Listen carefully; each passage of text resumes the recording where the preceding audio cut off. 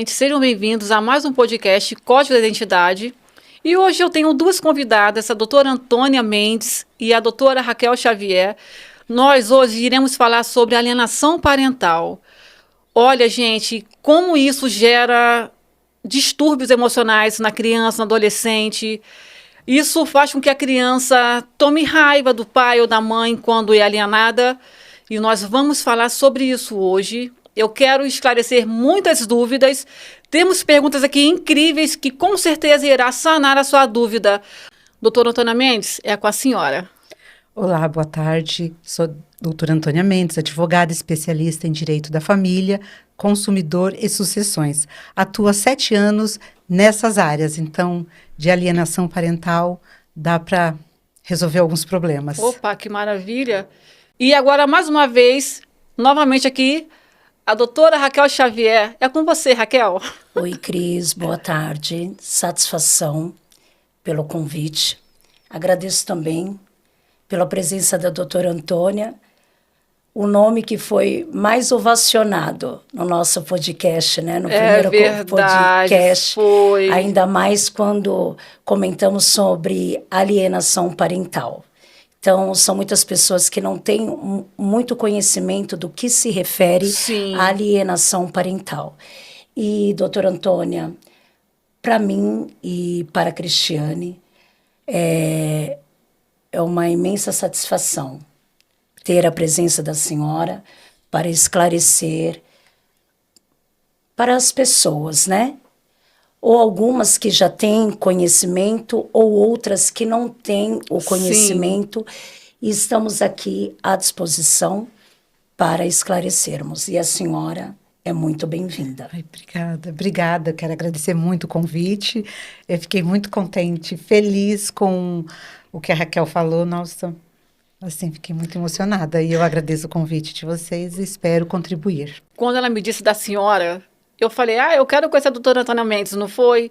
Porque ela disse palavras grandiosas e maravilhosas da senhora, que eu fiquei até ansiosa querendo conhecer a senhora também. Ai, obrigada. Eu espero ser condizente com as palavras dela. Nossa, eu fiquei também muito feliz. Assim, é tão difícil, né? As pessoas falarem do outro, principalmente, assim, mulheres, homens, mas mulheres, assim, falar como ela falou, assim, eu fiquei muito feliz. São poucas pessoas que têm esse dom de reconhecer exatamente o valor das pessoas, a essência das pessoas. E dentro aqui, nos bastidores em off, ela falou da senhora muito antes de iniciarmos a gravação. E ela disse que se não fosse também a senhora ter ajudado ela, não estaria onde ela está. Ela disse sim off, hein? E eu estou dizendo agora. Isso. Obrigada pelo reconhecimento. Fico então, muito doutora feliz. Antônia, será sempre bem-vinda para trazer outros assuntos. Com certeza. Não somente sobre alienação parental. Exatamente. A doutora Antônia, em questão de direito de família, excelente. Olha que maravilha, doutora Antônia. Obrigada. E hoje eu quero que a senhora compartilhe conosco a sua sabedoria, seu conhecimento, experiências no decorrer da sua trajetória, da sua carreira. Então, vamos lá? Vamos. Doutora Antônia, o que configura alienação parental? Então, são atitudes que vão prejudicar, como você disse no começo, para crianças e adolescentes, o psicológico deles. Então, isso é alienação parental, um conjunto de atitudes. E quais são alguns exemplos práticos de alienação parental, doutora Antônia? Muita gente confunde muito o que é alienação parental, principalmente homens. Porque digo principalmente homens porque a maior parte das crianças, elas ficam sob a responsabilidade da mãe. Sim. Tem lá, a guarda pode até ser compartilhada, mas o domicílio é da genitora. Então, como ela está mais tempo com a criança, ela é que acaba cometendo a tal da alienação parental. Mas o que configura são falar mal da outra parte. Lembrando, qualquer pessoa pode cometer alienação parental, não é só mãe ou pai. Aquele que tem a guarda da criança. que é responsável, é o guardião da criança. Uma tia, um tio, aquele que tem o poder da criança. Então, o que configura? Falar mal do outro, impedir que seja... que a pessoa vai visitar. Por exemplo, o pai chega lá e a criança não está pronta para ir embora, para ir com o pai. Sim. Ou a mãe pega e fala, agora eu fui para o cinema. A mãe dizendo, mãe, porque é a grande maioria, tá? Não é só mãe que comete. Sim. Aquele guardião falar, agora a criança está numa festinha, tá nisso, tá naquilo. Não deixar a criança falar com o pai, com a pessoa por telefone. Ou então, um caso que acontece muito é não falar sobre escola, saúde. Isso é o que mais acontece. Que não é porque por mal. É que quem está com a criança no dia a dia não tem aquela coisa de ficar, o fulano, ó, levei a criança no médico, ó, levei no pediatra. Pediatra, não tem isso. Mas isso, quando você não passa essas informações para o outro, é uma alienação parental.